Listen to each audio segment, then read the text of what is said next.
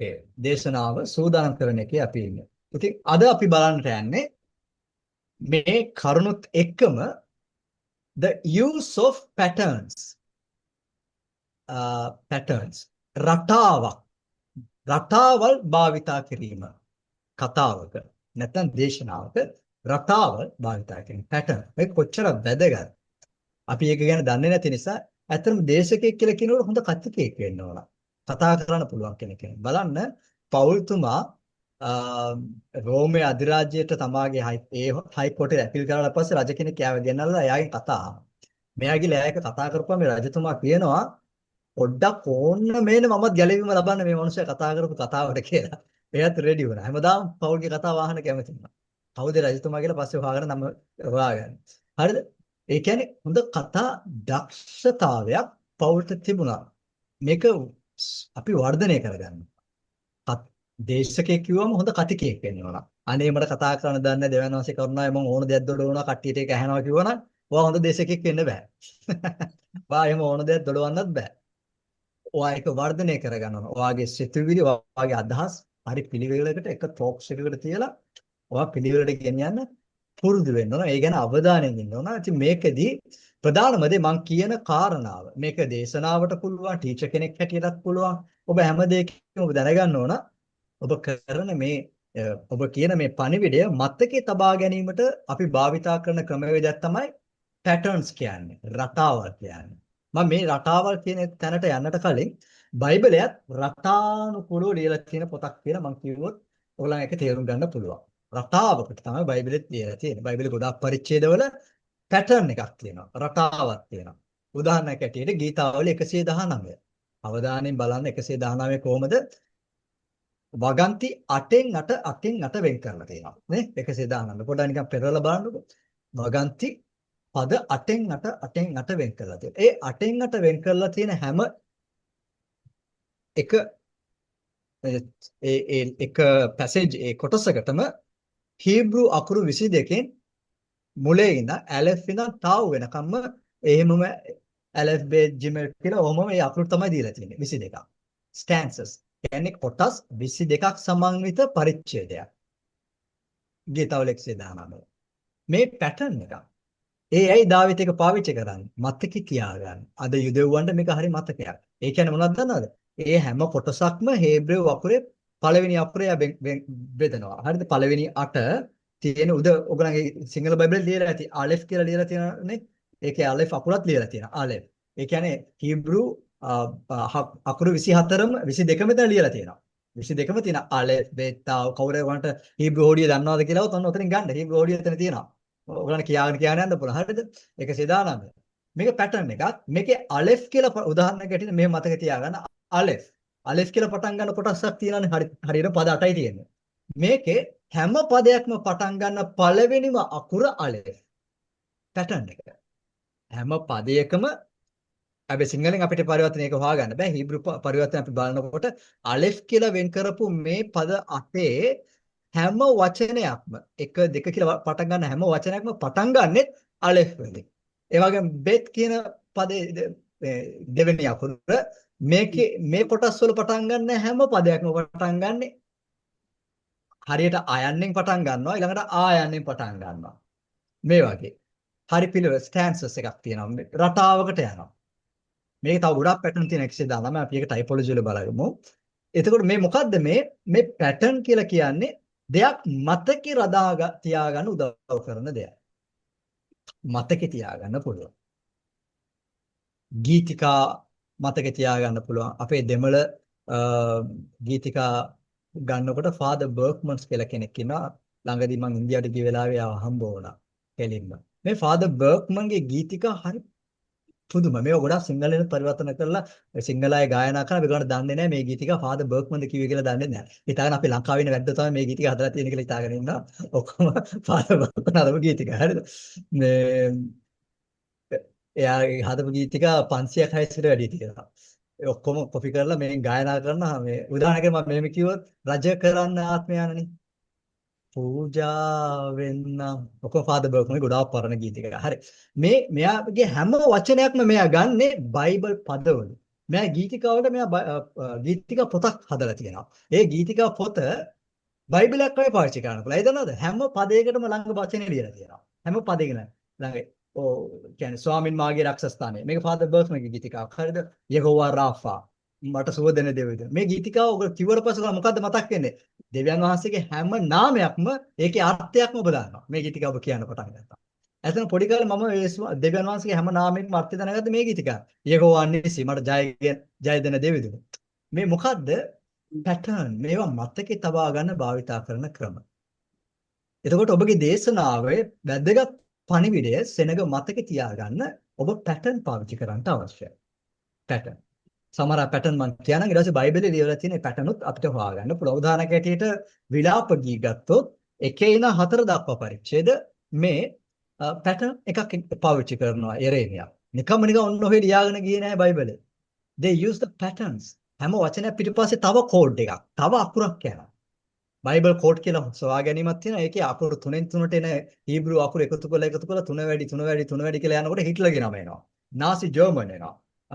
Twin tower එකට බෝම්බ ගහපු එක නොවැම්බර් 11 එනවා. මේ වගේ බයිබලේ සැඟවිච්ච කෝඩ් ඇතුළෙම තියෙනවා. මේක නම් සාමාන්‍ය මිනිස්සෙක්ට කරන්න බෑ. දෙවිවරුන් තමයි කරන්න පුළුවන්. මෙහෙම ලියන්න පුළුවන්. ඇත්තම දෙවියන්වහන්සේ තමයි මේක ලියලා තියෙන්නේ. ඒ වගේ හරි පුදුමාකාර පොතක් බයිබලය. මේ විලාප ගීයකේ පළවෙනි පරිච්ඡේදයේ දෙවෙනි පරිච්ඡේදයේ හා හතරවෙනි පරිච්ඡේදයේ මේ හැම පරිච්ඡේදයක්ම හරියටම මේ බලන්න නිකන් පළවෙනි පරිච්ඡේදේ පෙරලලා පද කීයද තියෙන්නේ කියලා කියන්නේ විලාප ගී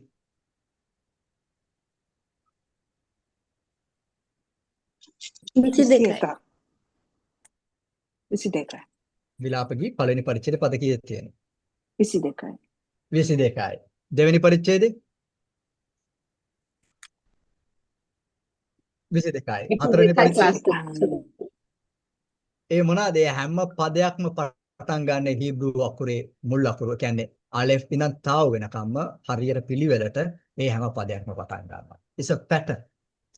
ඇයි එහෙම ඒක මතකේ තියාගන්න. ඊළඟට එන්නේ මොකද්ද? ඊළඟට එන්නේ මොන පදේද? ඊළඟට එන්නේ මොන වචනේද කියන එක යුදෙව්වන් මතකේ තියාගත්තා මේ විලාප ගී.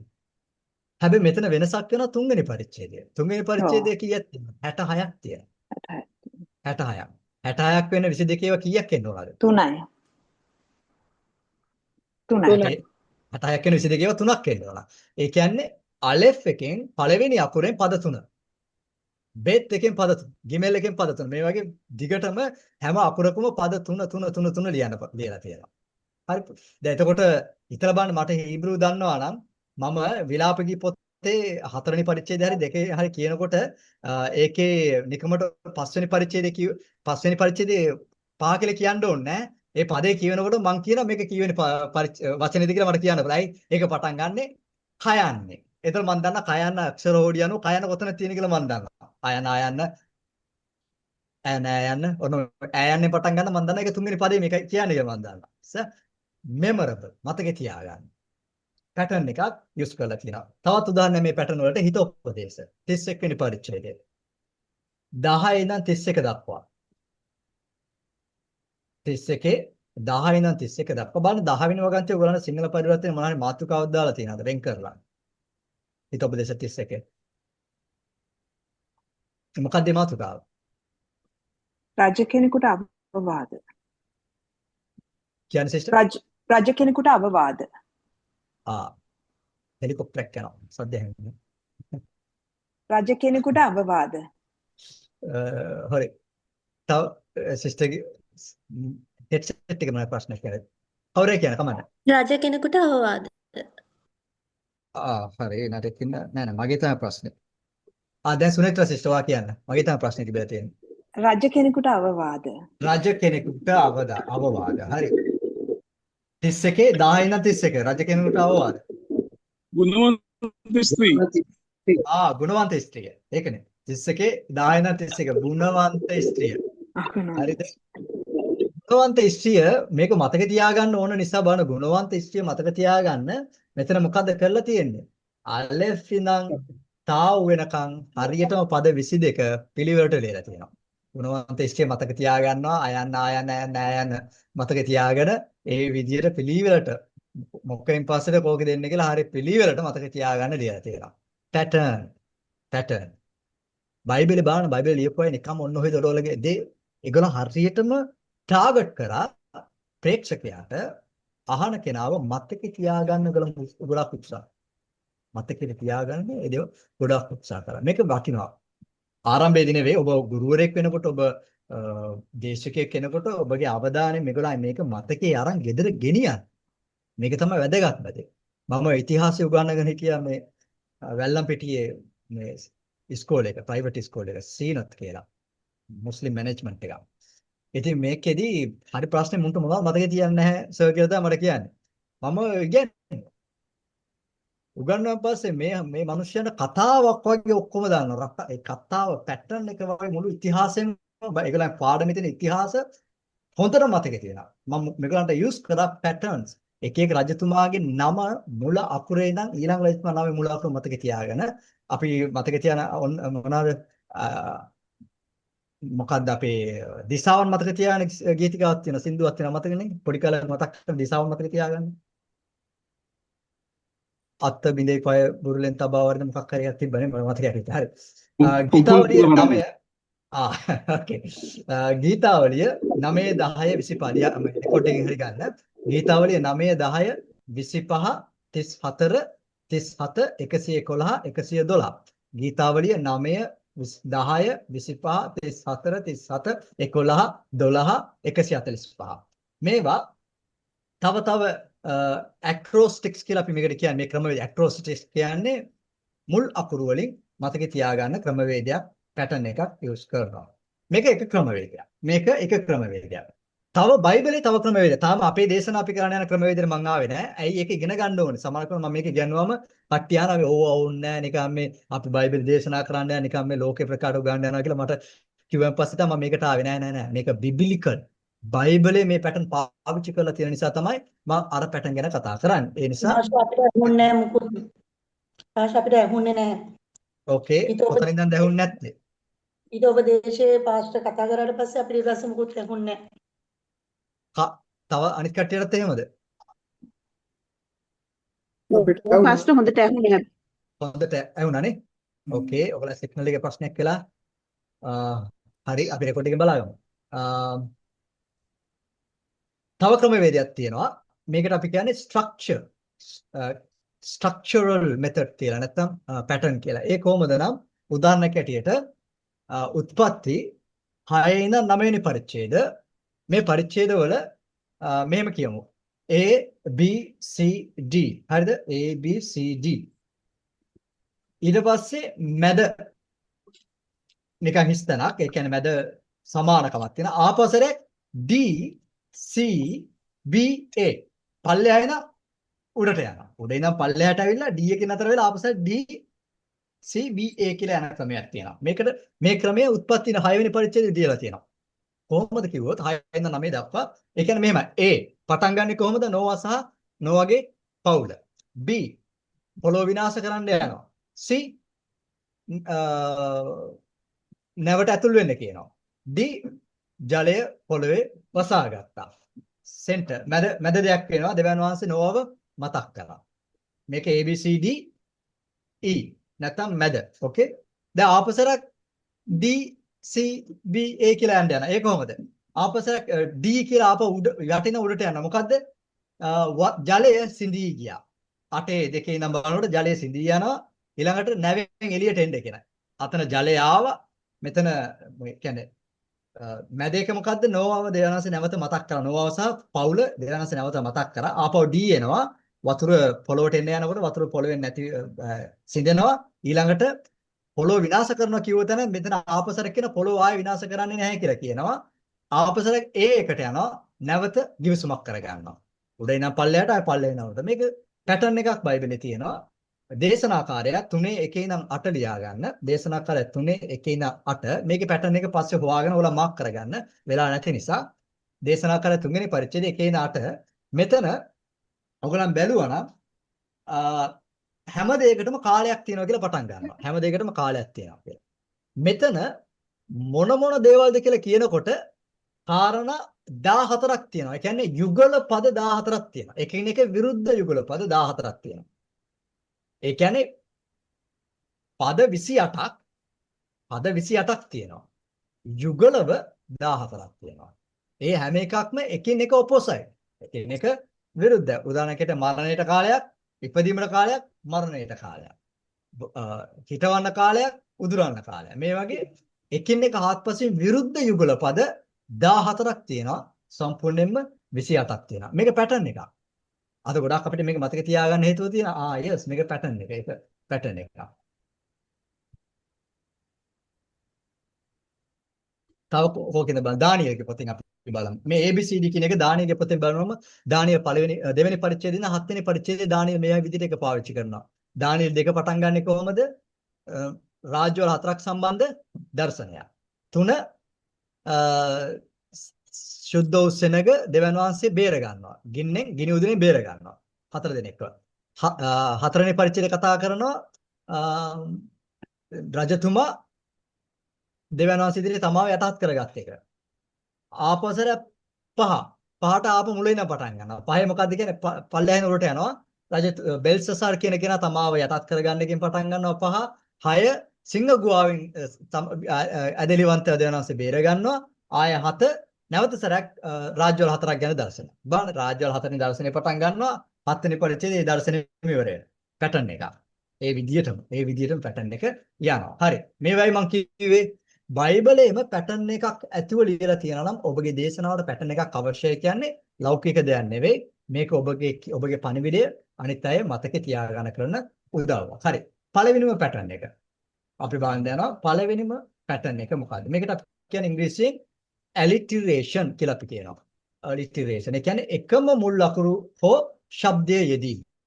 එකම මුල් අකුර හෝ ශබ්දය යෙදීම. ඒ කොහොමද මගේ දේශනාව මම මේක ඇතුල් කරගන්නේ? දැන් උදාහරණයක් ඇටියට අපේ පාඩම ඒගොල්ලෝ මෙහෙම මතක් කරොත් M කියන අකුර අපි භාවිතා කරා messenger, message, method. මුල අකුරනේ. වෙන ඒවා මට භාවිත කරන්න තිබ්බා. නමුත් මොකද්ද අපි කරේ? messenger දේශකයා, දේශනාව, දේශනා කරන ක්‍රමය. දේශනා. මේකට තමයි මුල් අකුරම භාවිතා කරන ટોපික් එක. ඔබගේ පණිවිඩය අදාගත්තට පස්සේ මේක මතකේ තියාගන්න ඔයගොල්ලෝ මොනවා කරන්නේ? alliteration භාවිතා කරනවා. ඒ කියන්නේ පාඩමක ප්‍රධාන ශීර්ෂ පාඨය එකම අකුරකින් එකම ශබ්දයකින් සිසුන්ගේ අවධානය දිනා ගැනීමට මතකයේ පවත්වා ගැනීමට යොදා ගන්න ශිල්ප ක්‍රමයක්. එකම අකුරකින් එකම විදිය ඔයගොල්ලන් කරුණු හදනවා. මේක එකම රාත්‍රියෙන් කරන්න බෑ. ඔයගොල්ලන් ගොඩක් වැය කරන්න ඕන දේශනාව තවත් මතකේ තියාගන්න.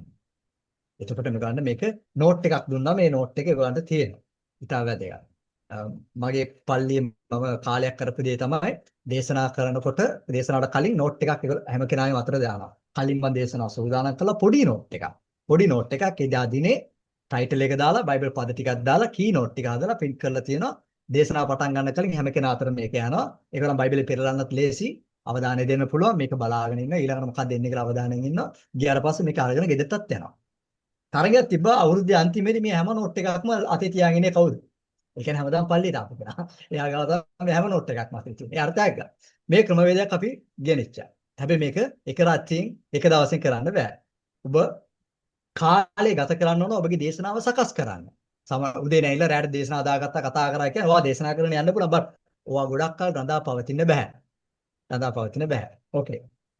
ඉතින් revelation, repentance, reality මෙන්න මේ වගේ කරුණු තුන කියන්නේ මේ 3ක් 4ක් වූ මුල් අකුරු භාවිත කිරීම අපි මේකට ගේනවා. හැබැයි මේකේ ප්‍රධානම දේ ඔබ මේ උත්සාහයේදී ප්‍රධාන සත්‍යතාවය මැකිලා යන්න දෙන්නත් බෑ. බලහත්කාරයෙන් මේව ඇතුල් කරන්නත් බෑ. මතක තියාගන්න. බලෙන් ඔබ මේ alliteration එකතු කරන්න බෑ. පැටර්න් එකක් බලෙන් ඔබගේ දේශනාවට ඔබ ඇතුල් කරන්න උත්සාහ කරන්න එපා. එහෙම මැච් වෙන්නේ නැත්නම් අතහැරලා දාන්න. ප්‍රධානම දේ මොකද්ද? එළිදරවල් සෙනඟට යන්නට ඕන. ඒක නිසා ඒ ගැන වැඩි පොර බඳින්න එපා. හරි. ඊළඟට මෙතනදී කියන්නේ භාවිතා කළ යුත්තේ ස්වභාවිකම අර්ථයට හානියක් නොවනසේ ගැලපීම නම් පමණයි. අර්ථයට හානියක් වෙන්න දෙන්න එපා. කවදාත් මේ උත්සාහය කිරීමේදී. හරි දෙවෙනි එක. මේකට අපි කියන්නේ assonance කියලා අපි කියනවා. assonance කියන්නේ rhyming. පදේ පොඩ්ඩක් rhyming ලි තියෙන්න ඕන. ඔබ කියන ටොපික් එක ඔබ කතා කරන දේ එකම ස්වර ශබ්දය නැවත යෙදීම. පාඩමේ ප්‍රධාන කරුණු 3 එකම ස්වර ශබ්ද වලින් ඔබ සකස් කිරීම. මෙහෙම දැන් අපේ මේ පාඩම ගමුකෝ. අපි මොකද කරේ? introduction, scripture, explanation, illustration, application. කරුණු පහ ගත්තා. මේකේ scripture විතරයි ෂන් කියලා ඉවර වෙන්නේ නැත්තේ. introduction, explanation, illustration, application. scripture. හැබැයි scripture එකකට අපි වෙන මොනවා quotation කියලා හරි මොකක් හරි දාගන්න තිබ්බා. නමුත් අපි දැම්මේ නැහැ. ඇයි දන්නවද? ඒක දාලා මේ scripture කියන ප්‍රධාන අරමුණ නැති වෙන්න හොඳ නැහැ. නමුත් පුළුවන් හැම වෙලාවෙම ෂන් කියලා දාගෙන ඒක හරි පිළිවෙලක් කරා. මේක තමයි කරුණු හතර කියලා පිළිවෙලක් කරා. මේක තමයි ස්වර ශබ්දය හැදෙන විදියට ඔබගේ දේශනාව සකස් කරනවායි කියලා කියන්නේ. ඉතින් මේකෙදි බලාගෙන බලෙන් කිසිම දෙයක් අතුල් කරන්න බෑ. ඊළඟ එක තමයි ඇක්‍රෝනියම්. දැන් අපි අන්තිම බයිබලයේ බැලුවේ මුලකුරු පද කියලා. මේකට අපි කියන්නේ ඇක්‍රෝනිම්ස් කියලා අපි කියනවා. මුලකුරු පද. මුල් අකුරෙන් දේවල් එකතු කරගන්න එක. ඒ කියන්නේ මුල් අකුරු එකතු කර සාදා ගන්න කෙටි වචන. ඇක්‍රෝනිම් කියලා අපි කියනවා. මේ කොහොමද ඔබට තේරුම් කරන්නේ? මෙහෙම කියන්න. කෙයා කියලා වචනේ තියෙනවා care. C A R E. හරි. මේ සිංහලෙන් කිව්වනම් ලංවීම මොකද අපි කියන්නේ ලංවීම කියලා කියන්නේ ලංකාවේ මොකද? ලංකා විදුලි බල මණ්ඩලය. ඕකේ. එතකොට ලයන්නට අපි අර්ථයක් ගන්නවා. එහෙම අපි එකට ගත්තම මොකද වෙන්නේ? ඒක එතන මතකේ තියාගන්න. අපි මොකද අද ඉගෙන ගත්තා? අපි ලංවීම ඉගෙන ගත්තා. කොහොමද ලංවීම? ලයන්නේ අර්ථය දන්නවා, වියන්නේ අර්ථය දන්නවා. That's the thing. මේක මතකේ අරන්. මතකේ අරන් යන්න පුළුවන්. එතකොට මෙතන දැන් කෙයා කියලා අපි ගත්තා නම් C අකුරට දෙයක් අපි එකතු කරගන්න. කියන්නේ අපේ පාඩම එකතු C කෙයා. ඒකේ C එක compassion. කෙයා කියන්නේ මොකද්ද? C compassion. දෙවනාසේ කරුණාව. එතකොට A aid නැත්නම් උපකාරය. R relationship. E evangelism. Care. මොකද මේකේ මොකද ඉගෙන ගත්තේ? කෙයා. අපි evangelism ගැන ඉගෙන ගත්තා. ඕකේ කෙයා. එහෙනම් C කියන්නේ මොකද්ද මතකේ හිටින්න? කෙයා. කෙයා එක මතකේ තියාගත්තා. C කියවම මොකද්ද කියන්නේ? ඒක මතකේ compassion. A aid. R relationship. E evangelism. මෙන්න මේ වගේ ඔබ හදන්න පටන් ගන්න ඔබගේ දේශනාව. හැබැයි මේක අමාරුයි. මේක කලාවක්. මේකට සතුටු වෙන කෙනා දේශනාව සතුටෙන් කරන කෙනා ආශාවෙන් කරන කෙනා දේශනාව අනිත් අය මතක තියාගන්න ඕන කියලා කරන කෙනා මේක කරනවා. ඕගොල්ලන් කැමති නම් මම මේ විදිහට දේශනා කරන අය කවුද ඉන්නේ කියලා අහුවනම් ඉන්නවා. හොඳමයි නේ මම කියන්නේ කවුද කියලා. ඒගොල්ලන් දේශනා බලන්න රික් වෝරන් දැනටමත් එයා ඒක කරගෙන යනවා. රික් වෝරන් දේශනා අහන්න කවුද අහලා තින්නේ නැහනේ. රික් වෝරන්ගේ දේශනානේ. එයා මේ ඇක්‍රෝනිම් පාවිච්චි කරනවා, ඇලිටරේෂන් පාවිච්චි කරනවා. එයාගේ හැම දේශනාවක්ම ලස්සන ටයිටල් එකක් තියෙනවා. ඒ ටයිටල් එකේ පිළිවෙලක් තියෙනවා. ඒකේ අනුමාතෘකා තියෙනවා. ඒ අනුමාතෘකා වල ලස්සන පැටර්න් එකක් එයා පාවිච්චි කරනවා. එයාගේ නෝට් එක ගත්තම හැමතෙම මතකේ තියාගන්න පුළුවන්. හරි. ඒ වගේම ග්‍රේස් කියන එකත් උදාහරණයකට ග්‍රේස් කිය G එක God, R එක riches, A at, C Christ, E expense. මේක ඇතුලේ අර්ථකථනය කරගෙන යන එක තමයි අපි මොකද කියන්නේ? ඇක්‍රෝනියම් කියලා අපි භාවිතා කරනවා මේ ක්‍රමවේදයට. ඕකේ. ඊළඟට බැලන්ස් ග්‍රැමර් කියලා එකක් තියෙනවා. සමාන්තර ව්‍යාකරණ. සමාන්තර. එකම වාක්‍ය කාණ්ඩයකින් වාක්‍ය කරන මෝස්ත්‍රයක් හැදීම කියලා අපි ඒකට කියනවා. ඒ කියන්නේ revelation of God, revelation of human, revelation of God's way. කියන්නේ revelation කියන එක මුල් හරිය තියෙනවා. පිටිපස්සේ කැලලට තව ඒවා එකතු කරන එකට ගේනවා. මේක මතකේ තියාගන්න. මේ pattern එකේ තියෙන වැදගත්කම තමයි අපි මෙතන කියාගන්න. උදාහරණයක් the power of prayer, power of faith, power of praise. Prayer, faith, praise. ඒකට ඉස්සරහින් the power of කියලා කිව්ව මතකේ තියාගන්නවා. ඒ වගේ. හරි. මේක තමයි මේ ක්‍රමවේදය alliteration, assonation, acronym, balance word. හරි. දැන් දේශනාව සූදානම් කිරීමේ තියෙන ප්‍රධානම කොටස් තුනක් තියෙනවා. ප්‍රධානම කොටස් තුනක්. ඒක අපි මෙච්චර බලපු එකක් තමයි මොකද්ද? ඔබව සූදානම් කිරීම. දේශනාවට කලින් ඔබව සූදානම් කරගන්නට අවශ්‍යයි. මේක ඉතා වැදගත්. මම මේ ගැන පුදුම යුද්ධයක් කරනවා. හැමදාම යුද්ධයක්. මම මේ දැන් කියමුකෝ මම අද ඔයගලන්ට මේ පාඩම කරන්න ඉන්නවා කියලා. දැන් අද මට සතියේ ක්ලාසස් 7ක් මම කරනවා. එක දවසකට ඒ කියන්නේ අඟහරුවාදා දවසේ විසක් ක්ලාස් 2ක් සිකුරාදා ක්ලාස් 3ක් එක දිගට. සෙනසුරාදා ක්ලාස් 3ක් එක දිගට. අඟහරුවාදා ක්ලාස් 2ක් එක දිගට වෙන වෙන භාෂාවෙන් වෙන වෙන ටයිටල්. ඊට අමතරව අනිත් ක්ලාසස් එකතු කරගම 7ක් තියෙනවා. මේ ක්ලාසස් 7 කරන හැම දවසකම උදේ ඉඳන් මගේ මනස මම මේකට පිළිවෙලකට තියාගෙන ඉන්නවා. අවුල් ජාලයක් කරගන්නේ නැහැ. හ්ම්. කියන්නේ අනම්මනම් වීඩියෝස් බලන්න යන්නේ නැහැ. අනම්මනම් මිනිස්සු එක කතා කරන්න යන්නේ නැහැ. අනම්මනම් පොත්පත් කියවන්න යන්නේ නැහැ. මම මේ මගේ මනස ක්ලියර් කරගෙනම තියාගන්නවා. ඊවන් ගෙදර වීඩියෝ ගේම් තිබ්බත් පුතා වීඩියෝ ගේම් සෙල්ලම් කරන්න ගියත් මම නම් ඒ පැත්තවත් තිබිලා බලන්නේ නැහැ. මගේ මනස මම කියන්නේ ඒකට ඉතුරු කරන්නේ නැතුව පුළුම තරම් මේක ක්ලියර් කරගන්න ඕන. ඊට එහායින් තවත් වැදගත්ම දෙයක්. ඔන්න ඔය පොක්කට කෙක්කට ගෙදර අයත් එක්ක යන්නත් හොඳ නැහැ. කතා බහ කරන්න. පුළුවන් තරම් මනස ක්ලියර් කරගෙන ඉන්න ඕන. පුළුවන් තරම් සාන්ත දාන්තව ඉන්න ඕන. කඩේ යන්න ගියොත් වචනක්වත් කියන්න එපා. කඩේ ගිහලා ආවා හිටියා. ඇයි? ඔබ යන්න යනවා වුණාද? ඔබ දේශනා පිටිට යන්න යනවා. නිකන් පිස්සා වගේ අවුල් කරගන්න එපා ඔබගේ මනස. ඔබව ආරක්ෂා කිරීම ඔබ සතු. තව කෙනෙක් සතු නෙවෙයි. අවුල් කරගෙන පස්සේ මේ ගෑණි මේ මිනිහා නේ මට දේශනා කරන්න දෙන්නෙත් නැහැ කියලා නෑ. ඔබව ආරක්ෂා කිරීම ඔබේ සතු. ඒ කියන්නේ දේශනාවට කලින් ගොඩාක් පරිස්සමෙන් ඔබගේ සිතුවිලි ඔබගේ මනස හරි කාම්ලි තියාගන්නට අවශ්‍යයි. රණ්ඩු වෙලා දබර වෙලා මොකක් හරි ප්‍රශ්න කරගෙන නැති දෙයකට පැටලිලා ඇවිල්ලා දේශනා කරන්න ඉන්න එපා. ඒ දේශනාව ෆේල්. ඒතර ඔබ ප්‍රිපෙයාර් වෙන එක ඉතා වැදගත්. බලන්න දවස් 7 කියන්නේ දේශනා 7ක් කරනවා. ඒ මැදට ඉරිදටත් දේශනා කරනවා පල්ලියේ. මේ වගේ දේශනා 8ක් 9ක් සතියකට කරන කෙනෙක් මනස කොහොමද තියාගන්නේ කියලා හිතලා බලන්න. සමහරක් කට්ටිය මෙතන දේශනා කීයක් කරනවද සතියට? මට වඩා දේශනා කරන්න ඉන්නවා ඇතිනේ. හැබැයි දේශනා නම් කරන්න පුළුවන් උගන්වනවා කියන්නේ ඊට වඩා අමාරුයි. උගන්වන්න බෑ නිකන් පිස්සෝ වගේ ඇවිල්ලා කතා කරගෙන. ඇස් දෙක වහගෙන කියන්න යන්න බෑ.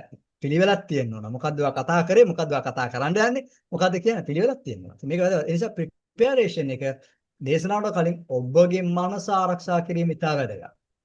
මේකට ඔබ යුද්ධයක් කරන්න පුළුවන්. නැත්නම් නිකන් කරන්න බෑ. මේක දේශනාවල විතරක් නෙවෙයි. ඔබ කරන හැම නමස්කාරයකටම. ඔබ කරන හැම දෙවියන් වහන්සේ කාරණයකටම ඔබව හරි පිළිවෙලකට තියාගෙන යන්න ඕනේ. දේශනාවට කලින් සභාව ඉරිදට පල්ලියට යන්න කලින් එන ඇදිලිවන්තයන්ව තියාගෙන ඔය දොඩෝ කතා කරගෙන ඉන්නත් එපා. අදාළ දේ කතා කරා ඔබ ප්‍රිපෙයාර් කරගන්න අවශ්‍යයි. ඊට වඩා හොඳ ඇස් දෙක වහගෙන ආඥා කරන් ඉන්න එක ෆුල් ෆිට් එක පිටිපස්සේ හැංගිලා. ඕකේ. ඔබ සූදානම් කරන්න. මෙතනදී මොකද්ද කරන්න ඕනේ? පළවෙනිම දේ ඔබව දෙවියන් වහන්සේගේ වචනෙත් එක්ක ඔබව අයිඩෙන්ටිෆයි කරගන්නට ඕන. මේක වෙනම දෙයක් නෙවෙයි ඔබගේ ජීවිතෙත් එක්ක අදාළ දෙයක් ඇටියට තියෙන්නට අවශ්‍යයි. ඔබව දෙවියන් වහන්සේ වචනෙත් එක්ක අයිඩෙන්ටිෆයි කරගන්නට ඕන. මේක මගේ ජීවිතේ තියෙන දෙයක් කියන එක ඔබ අයිඩෙන්ටිෆයි කරගන්න ඕන. ඔබ කතා කරන යන වචනේ. දෙක ඔබ උත්සාහ කරන්න ඕනේ මේ වචනය ඔබව අසන්නව අයගේ ජීවිතයත් එක්ක අයිඩෙන්ටිෆයි කරන්න. මේක තමයි කරුණු දෙක ප්‍රධානම කරුණු දෙක. ඒ කියන්නේ දේශනාව සූදානම් කිරීමේ ප්‍රධාන කරුණු තුනක් තියෙනවා කිව්වා. ඒ කරුණු තුනේ පළවෙනි දේ ඔබව සූදානම් කිරීම. මාව සූදානම් කිරීමේ කරුණු දෙකක් තියෙනවා. ඒක තමයි identification with God and his word. දෙවියන් වහන්සේ සමගත් ඔහුගේ වචනය සමගත් මාව identify කරගන්න එක. අනිත් එක මගේ වචනය මාව අසන්නන්ට ඒගොල්ලන්ගේ අවශ්‍යතාවයන් අනුව ඒක ඒගොල්ලන්ට සසඳන්නට අවශ්‍යයි. ඒකේ දෙවෙනි එක ප්‍රධාන කරුණු තුනේ දේශනාව සූදානම් කිරීම. දැන් මාව සූදානම් කරන දේශනාව සූදානම් කිරීම. මොකද්ද මේ දේශනාව සූදානම් කිරීම? ප්‍රධානම දේ. හොඳ දේශකයෙකුට තියෙන්න ඕන හොඳම දේ මොකක්ද දන්නවද? ඔබගේ දේශනා නෝට් එක පැහැදිලිව තියෙන්න ඕන. ඔබ දේශනා කරන ගමන් නෝට් එක බලලා මේ කොතනින්ද පටන් ගත්තේ කොතනින්ද මේ යන්නේ අනේ මන්දා කියලා එතන හොයාගෙන ඉන්න හොඳ නැහැ. ඒක ඔබ හරි පැහැදිලිව ලියාගන්න. අකුරු නිකන් අකුරු වගේ ලියාගෙන ඔන්න ඔහේ පුරුතු ගාගෙන ඇවිල්ලා එතන තියාගෙන පොළේ ගියා මට අමතකයි දේශනා කරන්න බෑ කියලා ඉන්න බෑ. මේ ඔබ පැහැදිලිව ඔබගේ කරුණු ABC ඒකේ අනුකරණ පිළිවෙලට වචන පිළිවෙලට ලියවෙන්න අවශ්‍යයි. ඒ කියන්නේ නෝට් එක හරියට දැනගන්නට අවශ්‍යයි. නෝට් එක හරියට ගන්න. ඔබ දේශනා කරන අතරතුර මෙහෙම බැලුමෙන්ම ඔබගේ එකම ග්ලෑන්ස් එක එක බැල්මෙන්ම ඔයා ඉන්න තැනයි දැන් කරගෙන ඉන්න තැන ඊළඟ තැන ඔබට පේන්නට අවශ්‍යයි. මම ඒකට ගොඩාක් දේවල් කරනවා. දැන් මට හිතලා බලන්න මම දෙමළ ක්ලාස් එකක් කරනවා. ඒගොල්ලන්ට වෙනම සබ්ජෙක්ට් එකක් අදාළ නැති සබ්ජෙක්ට් වෙනම සබ්ජෙක්ට් එකක් කරලා නෝට් එක බලන්නත් වෙලාවක් නැහැ. මාව සූදානම් කරන්නත් වෙලාවක් නැහැ. එකපාරට එක හුස්මෙන්ම මම තව ක්ලාස් එකක් කරගෙන යනවා. ඒතර ඒ නෝට් එක වෙනයි. දැන් කොහොමද මේක කරන්නේ? ආයෙ මම මේක කොහොමද මට වෙලාවක් නැහැ. ඒක හුස්මෙන් මං එන්න ඕන. කොහොමද මෙච්චර මතක තියාගන්නේ? මගේ නෝට් එක ක්ලියර්ලි තියාගන්නට අවශ්‍යයි. ඔක්කොම මතකේ තියෙනවා මානසයේ තියෙනවා. ඉතින් හරි පිළිවෙලට මම මේක එළියට ගන්නවා. දේශනාවක් කරගෙන යන්න පුළුවන් ඉගැන්වීම මම කියන්නේ. හරි පිළිවෙලට ගන්නවා. ඔයගොල්ලෝ එහෙම කරලා බලන්නකෝ. එක වෙනම දෙමළ භාෂාවෙන් වෙනම දේශනාවක් කරලා එක මුස්ලිම් සිංහල භාෂාවෙන් වෙන දේශනාවක් කරලා බලන්නකෝ. කොච්චර කවුල්ද කියලා. මට නම් ඒක පුරුදු වෙලා. මම දැන් අවුරුදු 3-4ක් තිස්සේ එහෙම කරගෙන යනවා. මොකද්ද මේ වෙන්නේ? මගේ ග්ලෑන්ස් එක මම බලපු ගමන් මම දන්නා මේක. මම මේක මොනවද කරන්නේ? PDF ෆයිල් එකක් තියාගෙන මම ඒක පාට අකුරු වලින් වෙන් කර ගන්නවා. එක එක පාට වලින් මාව සූදානම් කරගන්න. මේක මහ ලොකු මේ රාවණාගේ රහසක් නෙවෙයි. මම ඔයාලට කියලා දෙන්නම්. මම මේ හයිලයිට් කරනවා. මම දන්න මම ඉන්නේ මෙතන. මම මෙතනට යන්නේ ඊළඟ එක මේක. මම හයිලයිට් කරනවා. ඔය PDF එක මම සකස් කරාට පස්සේ මම ඒක රතු නිල් කොළ වගේ මම දන්නා මේ රතු පාට කියන්නේ මොකද්ද නිල් පාට කියන්නේ මොකද්ද රතු පාට දාන වචන වලට රතු පාට දානවා. ඒතර මගේ අවධානය වචනේ තියෙනවා. නිල් පාට උදාහරණ වලට දානවා. මේ වගේ මම මට කියලා පැටර්න් එකක් හදාගෙන තියෙනවා. මගේ නෝට් එක හරි ක්ලියර්. එහෙනම් දේශනාව බහදන්නට අවශ්‍යයි. එතකොට තමයි මේක පිළිවෙලක් වෙන්නේ. තව කෙනෙක්ට අහන්න ඉතින් අනිත් දවසේත් ඇවිල්ලා අහන්නේ. නැත්නම් ගියාට පස්සේ යාලත් තවලු ඔයාලත් තවලු හරියට මේ ඉදියාප්ප වගේ. එහෙම වෙන්න බෑ. ක්ලියර් එකට තියෙන්න ඕන ඔබගේ නෝට් එක. කවදා අන්තිමට ඔබගේ දේශනා නෝට් එක ආයෙ හරලා බලන්න මේ නෝට් එක ආයෙ ඔයාටවත් කියව ගන්න පුළුවන්ද කියලා. බැරි නම් සෝරි තමයි. තව කෙනෙක්ට කොහොමද ඒක තේරුම් ගන්න? ඔබ කොච්චරක් පැහැදිලිද කියන එක ඔබගේ නෝට් එකේ තියෙන්නේ. ඉස්කෝලේ ගියාම ටීචර් කොහොමද බලන්නේ? පොතේ නෝට් එක බලන නෝට් එක බලපු ගමන් තියෙන මේ මිනිහා ආපහු මොකද්ද මේ කරලා තියෙන්නේ කියලා ගහනවා. ඇයි? නෝට් එක හරියට තිබ්බනම් ඔයා පැහැදිලිව ඉගෙන ගන්න තියෙනවා. ඔයාගේ දේශනාව පැහැදිලි. කොච්චරක් දුරට ඔයා ඒක සරල වෙනවද? ඔයාට කොච්චරක් දුර ඔයාගේ ආත්මයට ජීවිතයට මේක ඇතුළත්ද? ඒ තරම් මේක සරලයි. ඒ නිසායි බයිබලේ ලියන්න පුළුවන් උනේ. මාළුකාරයටත් බයිබලේ ලියන්න පුළුවන් උනායි. එයා තුල ඒක සරලව තිබ්බා. එයා ඒක කිව්වම මාක් පේතුස් කිව්වම මාක් ලිව්වා. සුභාරංචි මාගේ සුභාරංචි මා කොහොමද දන්නේ? එයා සුභාරංචි පේතුස්ගේ. පේතුස්ට හරි පිළිවෙට කියන්න පුළුවන් වුණා. මාක් අන්දනේ කිව් වුණා. කිව් කියන්නේ එයාගෙන් තමයි ඔක්කොම ගත්තේ කරුණ ඔක්කොම මාගෙන් ගන්න පුළුවන් වුණා. හරි. මේක මොකද්ද මේක වැදගත්ද? ඔබගේ සටහන්. ඔබගේ සටහන්. ඊළඟ ඉරිදා ඔබගේ සටහන් කොච්චර පැහැදිලිද කියන එක බලා ගන්න. වචනේ ඉන්ට්‍රොඩක්ෂන් එක මේ ටික පැහැදිලිව තියාගන්න අවශ්‍යයි. මම හිතන්නේ ගිය සැරේ පන්තියට මම කිව්වා ඔයගලගේ දේශනා සටහනක් නිකන් ලියලා මට එවන්න කියලා. මම දැන් එහෙම කියන්නේ දැන් ගොඩක් අය ඉන්න නිසා ඔයගලම නිකන් සටහනක් ලියලා බලන්න. මේක හරියට තියනවාද කියලා. ඔයගොල්ලෝ ඒක දේශනා කරන්න පුළුවන්ද කියලා. ඕකේ. ඊළඟ කාරණාව. දැන් ඔබගේ දේශනාව සූදානම් කිරීමේ වැදගත්ම දේ හරි. මෙතනදී වෙලාව කියන්නේ කොච්චරක් වෙලාවක් ඔබ කරන්න යනවද කියන තීරණය කිරීම. කොහොමද ඔබ තීරණය කරන්නේ? කොච්චරක් වෙලාවක් කරන්න යනවද?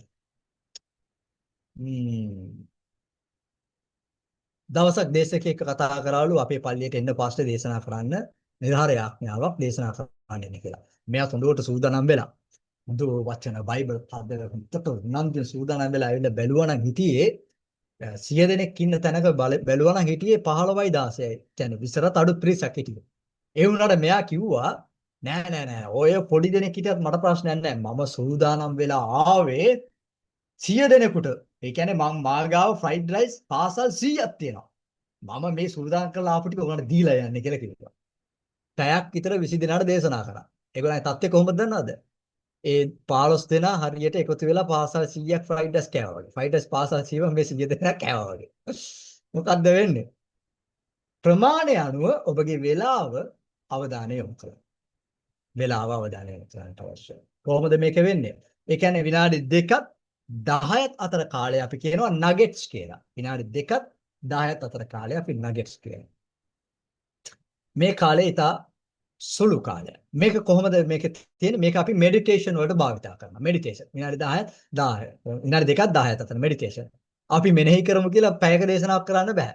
මෙනෙහි කිරීම විනාඩි 2ක් 10ක් අතර තියෙනවා. මේක තමයි උදෑසන යාඥාව කියන එක තියෙන්න ඕනේ මේ ආකාරයෙන්. අද උදෑසන යාඥාව කොහොමද යන්නේ? ළමයි කොණ්ඩේ බැඳගෙන අම්මලා Zoom එකේ ඉන්නවනේ කට්ටිය දාගෙන ළමයා කපන් කියලා කියන්නේ ඉස්කෝලේ යවන ගමන්ම දේශනා අහනවා යාඥාවල සහභාගී වෙනවා නෑ. උදෑසන විනාඩි 2ක් 10ක් අතර තමයි උදෑසන මෙනෙහි කිරීම. හොඳට මතක තියාගන්න. නැත්නම් ඒක out of order. ඒ වෙලාව නෙවෙයි. එක්කෝ එන උදේ පාන්දර නැගිටවන්න කට්ටියව පාන්දර නැගිටලා තියාගන්න. නැත්නම් ඔය කාලවකවන්න බෑ. ඒක පොඩි විනාඩි 2ක් 10ක් අතර just get attention. ඔබ දෙන පණිවිඩය ඔබ දුන්නා ගත්තා ගියා. ඒක ඉතා හොඳයි. මේකට අපි කියන nuggets කියලා. ඔයා කෙලින්ම දෙනවා පණිවිඩය. කෙලින්ම දෙනවා. සීරියල් එක කෙලින්ම දෙනවා. ඊළඟට short messages කියනවා. කුඩා පණිවිඩ, කුඩා දේශනා කියලා කියනවා. short message. අපිට පොඩි දේශනාවක් කරන්න කියලා අපි පාසලෙන් දුන්නම පැය දෙකක් දේශනා කරලා යනවා. නෑ. ෂෝට් මැසේජස් කියන්නේ විනාඩි 15ක් 20ක් අතර. විනාඩි 15ක් 20ක් අතර ෂෝට් මැසේජස්. විනාඩි 15ක් 20ක් අතර. ඊළඟ මීඩියම් මැසේජස් කියලා තව දේශනා වෙලාවක් තියෙනවා. මේක විනාඩි 30ක් 40ක් මීඩියම් මැසේජස්. විනාඩි 30ක් 40ක්. මේ විනාඩි 30ක් 40ක් කියන එක තමයි වැඩිපුර සභාවේ කරන්නේ. චර්ච් වල විනාඩි 30ක් 40ක් හොඳටම ඇති ඉරිදුන පල්ලියක. විනාඩි 30ක් 40ක් හොඳටම ඇති. හැබැයි මම නම් දැකලා තියෙනවා පැය දෙක තුන දේශනා කරන්න. ඒක හොඳයි. පල්ලියට එන්නේ ඉතින් දේශනා අහන්නනේ. නැත්නම් වෙන කොහෙද දේශනා අහන්නේ? හැබැයි මගේ පල්ලියේ අපි පටන් ගන්නවා හරියටම 9ට ෂාප් පටන් ගන්නවා. හරියට 10ට ඉවර. නමස්කාර කරලා සාක්ෂි කියලා මමත් දේශනා කරනවා. හරියට 10ට. වැඩි කරුත් 10ක් කාලක් යන ඕන පළවෙනි ඉරිදා. ඒ කියන්නේ එච්චර ඉවර කරන්න ඕන කියන එක නෙවෙයි. එච්චරයි මෙතන ඉහළ දෙන්න දෙයක් නැහැ. මිනිස්සු වර්ධනය වෙන්න ඕනේ පල්ලියේ නෙවෙයි ගෙදර. නමස්කාර කරන්න ඕනේ ගෙදර. දේව වචන ඉගෙන ගන්න ඕනේ ගෙදර. පල්ලියේම ඔක්කොම කරගෙන ගිහලා දවස් 7ම නිකන් ඉඳලා පල්ලියට ගෙන්න ගන්න නෙවෙයි. මෙතනම සංසිඳලා යවන්න නෙවෙයි. පල්ලිය තියෙන්නේ ප්‍රිපෙයාර් කරන්න ඊළඟ දවස් 6ට ප්‍රිපෙයාර් කරලා යවනවා. ඒකට අවශ්‍ය ආයුධ ටික දීලා යනවා. ඒකට අවශ්‍ය ටික දෙනවා. පෝෂණය දෙනවා. ඉන්ග්‍රීඩියන්ට්ස් ටික දෙනවා. අරගත්තා ගෙදර ගියා උයලා කෑවා. දවස් 4ම උයලා කන්න දෙනවා ඔබට. මේක තමයි ප්‍රධානම. එහෙනම් ගෙදර තමයි දේ කරන්නට ඕන. ධන නමලා ධන ගහන විනාඩි 10 ආඥා කරන්න පල්ලියේ හොඳයි. හැබැයි ගෙදර තමයි කරන්න ඕනේ. පල්ලිය ෂෝට් ඇන්ඩ් ස්වීට් මේ අය ගෙනල්ලා මේකට අවශ්‍ය පණිවිඩේ මඟ පෙන්වීම අනුශාසන පැයකින් ඉවර කරන්න නෙමෙයි මම කියන්නේ පල්ලිය වල කරන්න අවශ්‍ය ගොඩක් ප්‍රෝග්‍රෑම් තියෙනවා කතා කරන ගොඩක් දේවල් තියෙනවා. නමුත් අවධානය මොකද්ද? දේශනාව විනාඩි 30 40 අතර සභාවේ තිබ්බා නම් ඇත්තට මේක තමයි වැඩිපුර අවධානය මිනිස්සු විනාඩි 20කට වැඩි කෙනෙක් අවධානය දෙන්නේ නැහැ මේ ලෝකේ කවුරු. කොහොමද දන්නේ ඔයගොල්ලන් අවධානය දෙන්නේ කියලා මම දන්නේ නැහැ. පල්ලිය වල විනාඩි 20කට වැඩි දේශනාවක් අහන් ඉන්න බෑ. මෙතන උනත් පැයකට වැඩි ඔයගොල්ලන් අහන් ඉන්නවා කියන්නේ මගේ නෝට් දෙන්නේ ඒ නිසා තමයි මම රෙකෝඩ්ස් දෙන්නේ ඒ නිසා තමයි මිස් වෙච්ච ටික ඔයගොල්ලන් එතනින් ගන්නවා. ඕකේ ඒ අවධානය ගන්න ඉතින් වැඩිපුර මොන හරි කියනවා. හරි. ඊළඟට දිගු දේශනා කියලා තියෙනවා. දිගු දේශනා. දිගු දේශනා කියවම කීයද දන්නවද? විනාඩි 50 60ක් තමයි දීර්ඝම දේශනා. විනාඩි 50 60ක්. ඕකේ. මතකද? පෞල්තුමා රෑ ඉඳන් උදේ එළී වෙනකන් දේශනා කරන් හිටියා. පොඩි කොල්ලෙක් ජනේලින වැටිලා මැරිලත් ගියා. කවුද දන්නේ? ක්‍රියාපදේ තියෙනවා. හරිද? මොනවාද කතා කරේ? දේශනා කරේ නැහැ. දේශනා නෙවෙයි කරේ. ඒක දේශනාවක් නෙවෙයි. ඒක කිය ආයේ දේශනා කරනවා. පෞල්තුමා දේශනා නෙවෙයි කරේ. තමා විසින් දෙවනාසේ කරපු හාස්කම් කරපු ක්‍රියාවන් සාක්ෂින් නායකයන් අතර බෙදාගෙන හිටියා. මේක හරි ඉන්ට්‍රස්ට් වැඩි නිසා වටේ ඉන්න අය අහගෙන හිටියා. අර පොළොට පොඩ්ඩක් ජනේලේ ඉඳන් නිින්ද ගිහින් වැටිලා ගියා. ඒක වැඩි උදේ.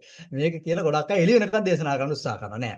පෞල්තුමා කරේදා තමා විසින් කරපු සාක්ෂි දෙවනාසේ මොන හාස්කම් තමයි කරාද කියන දේවල් බෙදාගත්තා කෙනෙක් අතර බෙදාගත්තා. නැවත සැරේකට කියා ගන්න. ඕකේ. විනාඩි 50 60ක් තමයි දේශනාවක දීර්ඝම දේශනාව. කී දෙනෙක් වැඩිපුර දේශනා කරන්න කැමතිද?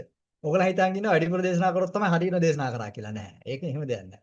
පණිවිඩය ඔබ හරියට කිව්වා නම් ඔබගේ දේශනාව හරියි. පණිවිඩ. මම ගොඩක් දුරට මම දේශනා කරගෙන යනකොට මගේ පල්ලි වලට මම ගිහලා දේශනා කරනකොට දේශනා කරගෙන යන විනාඩි 15 30ක් අතර ගියන් පස්සේ මගේ ශ්වාසය නම් ඉවර කියලා බාර දීලා යනවා. හරියට මැදින් කට් වෙනවා. ඇයි දන්නවද? එකපාරට ආත්මනාසෙන් මාත් පොළොම මෙතනින් හරි ඉවරයි. මෙතනින් හරි කිව්වනම් මම දොඩවන්න යන ඉවරයි. ඉවරයි නේ ඉවරයි. ඕකේ ඉවරයි. මෙතනින් මම නෝන්ඩු වෙන්න කැමතිත් නෑ. වැඩිපුර කතා කරලා වෙලා තියෙනවා කියලා. පාස්ලා කියනවා නෑ නෑ තව වෙලා තියෙනවා ගන්න නෑ. මගේ කියන පණිවිඩය ඉවරයි. හොඳයි. ඒක පුරුද්දක් ඇට තියාගන්න. ඕකේ. දැන් මේක ඔබගේ දේශනාවේ වෙලාවන් ගැන තියෙන අවධානය. ඊළඟට ඔබව සූදානම් කරගත්තා දේශනාව සූදානම් කරගත්තා. තුන්වෙනි සූදානම් කරන්න ඕන ප්‍රධාන දෙයක් තියෙනවා. ඒ තමයි ඔබගේ දේශනාව අහන්න යන අය. අද ගොඩක් අය මේක කරන්නේ නැහැ. මේක කරන්නේ නැති නිසා සක්සස් නැහැ දේශනාව. ඔබගේ දේශනාව අහන්න යන අය සූදානම් කරනවා. කොහොමද ඒගොල්ලෝ සූදානම් කරන්නේ? ආත්මයන් වහන්සේ ඒගොල්ලෝ සූදානම් කරනවා සඳුදා ඉඳන් ඉරිදා වෙනකම්. ඒක මතක තියාගන්න.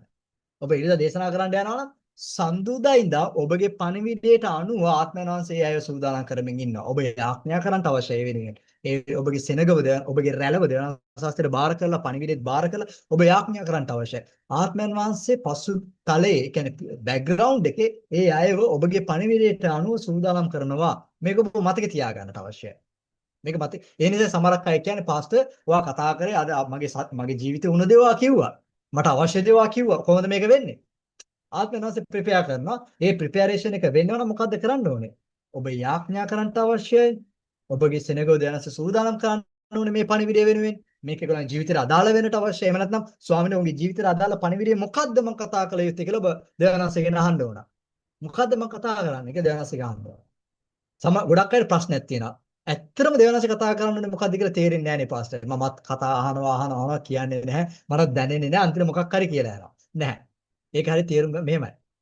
ඔබගේ හදවතට ඒ සතිය තුල කා වැඩිච්ච දෙවනස ඔබත් එක්ක කතා කරපු ඔබ හිතගත් වචනය ඔබගේ ජීවිතේට උදව් වුණ ඒ මාතෘකාව ඔබව ශක්තිමත් කරපු දේ තමයි ඔබගේ සෙනගට.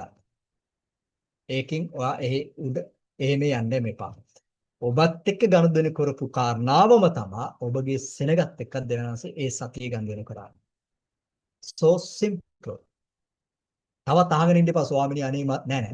ඔබ දෙවියන් වහන්සේ ගනුදෙනු වෙන්න. දෙවියන් වහන්සේ වාත් තුල ගනුදෙනු කරන ඒ කාරණාවම ඒ තුලම ඔබගේ එක්ස්පීරියන්ස් එකත් එක්කම ඔබ අරන් යනවා ඒ සතියට. ඒක හරි ප්‍රබලයි. ඕකේ යාඥා ඒ කියන්නේ ඔබගේ දේශනාව සූදානම් කරන අතරතුර ඔබ යාඥාව යුක්තව සූදානම් කරනවා. දෙවියන් වහන්සේට යාඥා කරන්න ස්වාමිනී ඇදලිවන්තයන්ගේ හදවත් මේ වෙනුවෙන් සූදානම් කරන්න ඔබ යාඥා කරන්න අවශ්‍යයි. ඊළඟට 2 නමස්කාර කරන වෙලාවේ නමස්කාරයේ තුලින්ම සෙනගව දේශනාවට සූදානම් කරන්න පුළුවන්. නමස්කාර තුලින්ම. ඒකට අදාළ ගීතිකාවක්, ඒකට අදාළ මඟ පෙන්වීමක් සෙනගව නමස්කාරයෙන්ම සූදානම් කරන්න පුළුවන් ඔබට. ඔබම නමස්කාර කරලා ඔබම දේශනා කරනවා නම් අනිවාර්යයෙන්ම දේශනාවට අදාළ විදිහට නමස්කාරය සකස් කරන්න. ඒක හරි හොඳයි. නමස්කාරය නිකන් රොක් ඇන්ඩ් රෝල් වගේ කරලා ඊළඟට මේ වෙන දෙයක් දේශනා කරගෙන යන්න එපා. නමස්කාරයම ඔබගේ පණිවිඩයට සෙනගව සූදානම් කරමින් ස්ටෙප් බයි ස්ටෙප් ප්‍රිපෙරේෂන් ගෙනල්ලා ඉඳවන්නට අවශ්‍යයි නමස්කාරය තුළින්. නමස්කාරයටයි දේශනාවට අදාළ නැත්නම් එතන වෙන ආත්මයක් ක්‍රියා කරන්නේ. ඒ නිසා ඒක හොඳයි. විශේෂයෙන් වෙන කෙනෙක් නමස්කාර කරනවා නම් ඒ දෙගොල්ල 4 දෙනා එකතු වෙලා දෙවනාසික පාමුල යාඥා කරලා ඒ දේ කරන එක ඉතාල වැදගත්. ඒ නිසා මේ පල්ලියේ වැඩ කරන අය කලින් ඇවිල්ලා විනාඩි 30ක් හරි එකට යාඥා කරන්න අවශ්‍යයි. දෙවනාසි අභිමුඛයේ ඉන්නට අවශ්‍යයි. ඉඳලා ඊට පස්සේ වැඩ කරන එක ඉතාල වැදගත්. එතකොට එක ආත්මයක් වෙනවා. එක ආත්මයක් වෙනවා. දවසක් මගේ යාළුවෙක් ඉන්නවා දුලංක කියලා. මම මේ කොටහිනේ සේවය කරනකොට මෙයා ආව කඩාන මුදගෙන ආව පල්ලියට. මම බැලුවා මෙයා ඇවිල්ලා ෂර්ට් එක අයන් කරලා නැහැ. හදිසියාවේ හොඳම යාළුවා. මම ඔයාලට නමස්කාර කරන්න මම දෙන්නේ නැහැ කරන්ටි කියලා. ඕකේ. මම ඔයාලට නමස්කාර කරන්න දෙන්නේ නැහැ කියලා කිව්වා. ඇයි? ඔයා ෂර්ට් එක අයන්නේ නැහැ. ඔයා පිළිවෙලට ඇවිල්ලා නැහැ. ඔයා එන්නත් එපා. ඔයා වේලසනින් ආවෙත් නැහැ. ඇයි? මෙතන එක ආත්මයක් තියෙනට අවශ්‍යයි. එයා කවුරුණත් වැඩන්නේ නැහැ. මෙතනදී ඔබ ඉතා වැදගත් වෙන්න ඕනේ මේක ආත්මික එකඟ වෙන්න ඇත්ත එක්ක වැඩ කරනකොට ආත්මවාසේ ගලා යාමක් සිදු වෙනවා. ඒ ගැන ගොඩක් අවධානයෙන් ඉන්නට අවශ්‍යයි. ඊළඟට ඔබගේ ඉන්ට්‍රොඩක්ෂන් එකේ ඔබට පුළුවන් සෙනගව හරියට එතනට ඔබගේ වචනෙට කෙලින්ම ගෙන්න ගන්න උත්සාහ කරන එකෙන්. හරි. ඔබගේ දේශනාවේ කෝර් එක මැද ඉතා ප්‍රධානම දේ මොකක්ද කියලා කිව්වොත් මම කලින් කතා කරත් දන්නේ නැහැ. 1 කොරින්ති 2:2 කියවමු. 1 කොරින්ති 2:2. තව විනාඩි 7යි තියෙන්නේ අපිට. ඕකේ.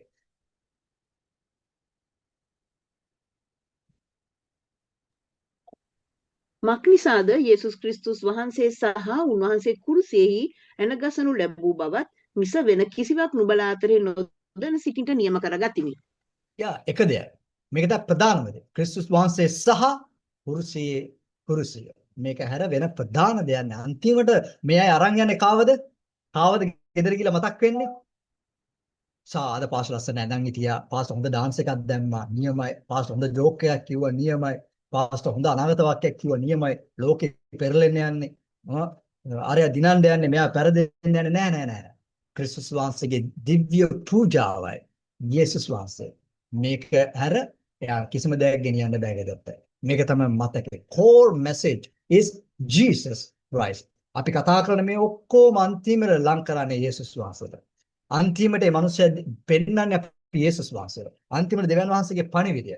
දෙවියන් වහන්සේ සෙනග වෙනුවේ මොකද්ද කරේ? මොකද්ද කරන්න යන්නේ? මොකද්ද මේගොල්ලන් තියන්න පුළුවන් එකම බලාපොරොත්තු දෙවියන් වහන්සේට. අද දවසේ දෙවියන් වහන්සේ මේගොල්ලන් ගැන හිතන් ඉන්නේ මොකද්ද? මේගොල්ලන් දෙවියන් වහන්සේ වෙනුවෙන් කරන්න යන්නේ මොකද්ද? මොකද්ද ඔබ කරන්න යන කැපවීම? දෙවියන් වහන්සේ තුලින් ඔබ අද දවසේ කරන්න ගත්ත තීරණය මොකද්ද? ගන්න යන තීරණය මොකද්ද? මෙන්න මේ වගේ තැනකින් ගෙන්නට අවශ්‍යයි. යම් වෙනස් වීමකින් හැරවුම් ලක්ෂයක් විය යුතුයි. මම යාඥා කරන්නේ මේක තමයි. මගේ හැම පණිවිඩයක්ම හැම මැසේජ් එකක්ම එදා දවසට හැරවුම් ලක්ෂයක් විය යුතුයි. කවුරු හෝ කෙනෙකුගේ ජීවිතයේ it have to be turning point in their life. හැරවුම් ලක්ෂයක් විය යුතුයි. මොනවා හරි තැනකින් ඒගොල්ලන්ට ආලෝකයක් එන්නට අවශ්‍යයි. මොනවා හරි තැනකින් ඒගොල්ලෝ අලුත් දෙයක් අල්ල ගන්නට අවශ්‍යයි. මේක තමයි ප්‍රධාන දේ. දෙවියන් වහන්සේට තවත් පියවරක් ලං වෙන්නට අවශ්‍යයි. තවත් දෙයක් ලං වෙන්නට ඕනයි කියන හැඟීමක් ඒකට එන්නට අවශ්‍යයි. මේක හැර වෙන කිසිම දෙයක් නැහැ. යේසුස් වහන්සේ වෙතට එන්නට අවශ්‍යයි. මේක තමයි ප්‍රධානම දේ. ඒකට තව වචනයක් අපි එකතු කරගමු. රෝම 1:16.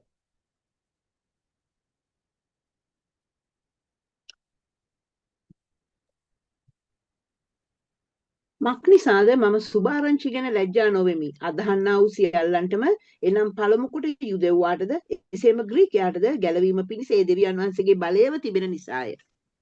ඕකේ.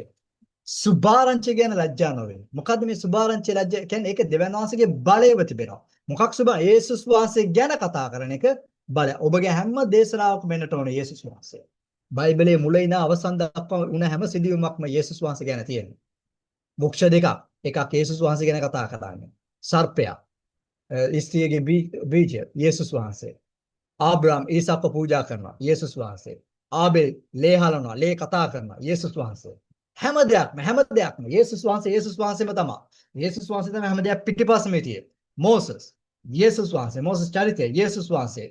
පඳුර යේසුස් වහන්සේ. මේ හැම එකක්ම එක්කෙනෙක් පොයින්ට් කරනවා යේසුස් වහන්සේ. එහෙනම් මගේ හැම දේශනාව හැම දෙයක්ම අන්තිම නතර වෙන්න ඕනේ. Jesus Christ, glorified Christ. යේසුස් වහන්සේ වෙන කිසිම මිනිසෙක් කිසිම දෙයක් කරන්නේ නැතුව අන්තිමට ඒසාය 49:2. එහෙනම් අද මෙතනින් අපි දේශනාව සූදානම් කිරීම ඉවර කරනවා. ඊළඟට අපි යන්නේ මොනවද? දේශනාව ප්‍රසන්ට් කරන තැනට අපි යන්න යනවා. ඕකේ. ඒසාය 49:2. මේක තමයි මේ පාඩම් වල යතුරු මේ වචන අපි කලින් කියවලා තියෙනවා. ඒසාය 49:2 කියවමු. උන්වහන්සේ මාගේ මුඛය තියුණු කඩුවක් මෙන් කොට තමන්ගේ අත් සෙවණෙහි මා සැඟෙව්සේක. උන්වහන්සේ මා මුවන්වත් කර තිබෙන ඊ ගසක් මෙන් කොට තමුන්ගේ කොපුවේ වසා තබා පසු තුන්වෙනි පදෙත් කියන්නද? නෑ ඇති. ඕකේ. බලන්න. දෙවියන් වහන්සේ මුවහත් කොට අත් සෙවණේ සංගවා තිබ්බා.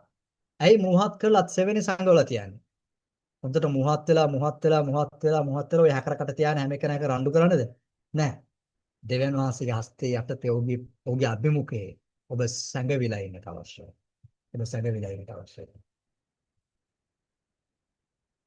ගොඩක් කටි කියන මට ලෝයර් කෙනෙක් වෙන්න පුළුවන් කියලා හොඳට පොයින්ට් කරලා කතා කරන ලෝයර් කෙනෙක් නේ. ඔව් මටත් ආසයි. නමුත් අපි මුවහත් කරලා තියෙන දෙවියන් වහන්සේ ලෝයර් කෙනෙක් වෙන්න නෙවෙයි, කායකවත් ඩිබේට් කරන්න නෙවෙයි. දෙවියන් වහන්සේගේ හස්තේ යටත් වෙන්න. අද ගොඩක් අය ගීතිකා ගායනා කරන හොඳට කවුරුයි කිව්වනම් මේ දෙරණ සුපර්ස්ටාර් එකට යන්න පුළුවන් කියන ගිය මීහරපොත් ඉන්නවා. දෙවියන් වහන්සේ අපිට ආලේපේ දීලා අපි සූදානම් කරලා තියෙන මොනවා? දෙවියන් වහන්සේගේ හස්තේ යටත් වෙන්න. දෙවියන් වහන්සේගේ හස්තේ සංගවලා තබනවා. දෙවියන් වහන්සේ ඔබගේ දිව මුවත් කරනවා. කොහොමද ඒක මුවත් කරන්නේ? ඇසීමෙන්. ඔහුට ගොඩාක් ඔහුට සවන් දීමෙන් මගේ මුඛයේ දෙවියන් වහන්සේ මුවත් කරන වචනය. ඒක මුවත් කරාට පස්සේ ඔබ මොනවා කරන්නේ? මාව සංගවනවා. ඔබ සංගවෙන්න අවශ්‍ය දෙවියන් වහන්සේට. ඔබ දේශනා කරන මිනිසෙක් හැටියට ඔබ ගොඩාක් නිහඬව ඉන්න තේරුම් ගන්න. නිහඬව ඉන්න ඉගෙන ගන්නට අවශ්‍යයි. නිහඬ වෙන්න. ගොඩාක් පරිස්සම් වෙන්න. නිහඬව ඉන්න එක ගොඩාක් ප්‍රවේශම ඔබ දේශකෙක් හැටියට. ඔබ මුඛේ ඇරෙන්න ඕනේ මොන අවස්ථාවේද? දේව වචනේ අවස්ථාවේ. ඔයා හොඳට කතා කරන කෙනෙක් වෙන්න පුළුවන්. අද මම දන්නවා දේශකයෝ අපෝ ගෙම්බෝ වගේ. පොල් ෆිට් එකෙත් එහෙම තමයි. නිකනුත් එහෙම තමයි. කතා කරන ඉවරයක් නැහැ. හරියන්නේ ඔක මොට්ට වෙලා යනවා. ඔබ ගොඩාක් පරිස්සමෙන් ඉන්න දෙවියන් වහන්සේගේ වචනේ කතා කරන මිනිසෙක් හැටියට ඔබ අන් වෙලාවල ඉතා ස්වල්පව කතා කරන අය වෙන්නට අවශ්‍යයි. ඒ නිසා එසේකියල්ට අනාගත වත්වරයා දෙවනස මොකද්ද කරේ? කට වැහුවා. ආලය. මං කියන වෙලාවේ විතරක් කට හරිය කතා කරන්න කිව්වා. එසේකියල් කිව්වලා බලන්න එසේකියල්ට එහෙම වුණා නැද්ද කියලා. දෙවනස කට වැහුවා. එසේකියල් බබ් ගාලා හිටියා. ඊළඟට සෙකරියා අලුත් ගිවිසුමේ මොනවා කරේ? පොඩ්ඩක් මෙයා වුණ ගමන් කට වහලම තියාගත්තා. නිකන් අනවශ්‍ය දේවල් කතා කරනකොට කට වහගෙන ඉන්න එක හොඳයි කියලා කිව්වා. යෝහන්ගේ තාත්තා. දෙවනසේ අපි පාවිච්චි කරනවා දෙවනසේ හස්තේ යටත් කරගන්න. එහෙනම් ඔබ දේශකයෙක් හැටියට ඔබගේ මුඛ මුහත් වෙන්නට අවශ්‍යයි. මුහත් වුණ මුඛය නිකන් අනවශ්‍ය විදිහට දවස පුරාම කතා කරන එක ඔබ වළක්ව ගන්න. අනම්මනම් කෝල් වල පැය ගණන් එළිගෙන ඉන්න එපා. අනවශ්‍ය මිනිස්සුන් එක පැය ගණන් කතා කරන්න එපා. ඒක ඔබගේ ආලේපේ නැති කරනවා.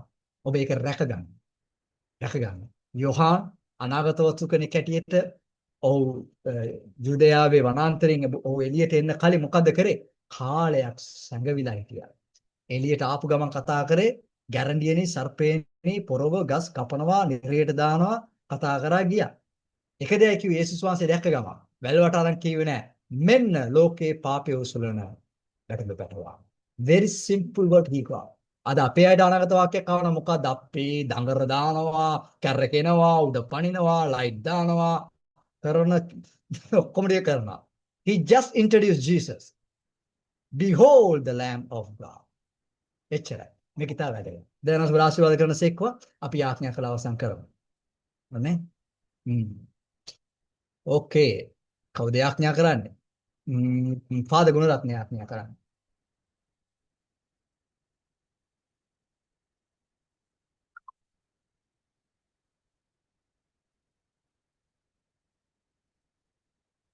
ෆාදර් ගුණරත්න. ඔය මයික් එක හොඳ? ඔය දැන් හිටියේ. ඔව්. එයා ගියා. හරි. මම යාඥා කරන්නේ. සර්ව බලධාරී දෙවි පියාණනි මේ රාත්‍රී කාලය නිසා අපි ඔබ ස්තුති කරනවා. ඔබගේ වචනේ ජීවමාන. ඒ අප තුල අපේ තියෙන හැම දෙයක්ම විමසා බලන්න බලවත් ස්වාමීනි. මේ මොහොතේ ඔබගේ වචන අපි විමසා බැලුවා. මේ ස්ථානයේ සිටින සෑම කෙනෙකුගේම දිව මුඛය ඔබ මුවහත් කරන පිණිස මම යාඥා කරනවා ස්වාමීනි. මේක අසන්නා වූ ඔවුන්ගේ වචන අසන්නා වූ අයගේ සිත් අනිනු ලැබේවා ස්වාමීනි. ඒ තරම් මේක මුවහත් විය යුතුයි ස්වාමීනි. ඒ වගේම ඔබගේ දාසයන් හැටියට ඔබගේ සේවකයන් හැටියට ස්වාමීනි ඔබගේ හස්තයේ ඔබගේ ඒ පියාපත් සෙවණැල්ල සැඟවි ඔබගේ තේජසේ ඔබගේ අභිමුඛයේ සිටින්නා වූ මනුෂ්‍යයන් හැටියට ස්වාමීනි තමන්ව ආරක්ෂා කරගෙන ඔබගේ අභිමුඛයෙන් සිට එළියට ඇවිත් ඔබගේ වචනේ කතා කරන්නා වූ දේවදරුවන් හැටියට ඒ ආලේපය ඔබ දෙන පිණිස මම යාඥා කරනවා. යේසුස් වහන්සේගේ නාමයෙන් යම් කෙනෙක් මේ ස්ථානයේ යම් අවශ්‍යතාවකින් යම් යාඥා බලාපොරොත්තුවකින් එහෙම නැත්නම් යම් සිත් දැවිල්ලකින් සිටිනවා නම් ඒ සියලු බර ඔබ මත තබනවා යේසුස් වහන්සේගේ නාමයෙන්. ස්වාමීනි ඔබගේ දේව සමාදානය මොහොත තුළ තැබුව මැනව. සියලු බර ඔබ විසුණු නිසා ස්තුතියි. යේසුස් වහන්සේගේ නාමයෙන් යාඥා කරන යහපත් පියාණනි. ආමේන්. ආමේන්. Amen. Amen. Just be that.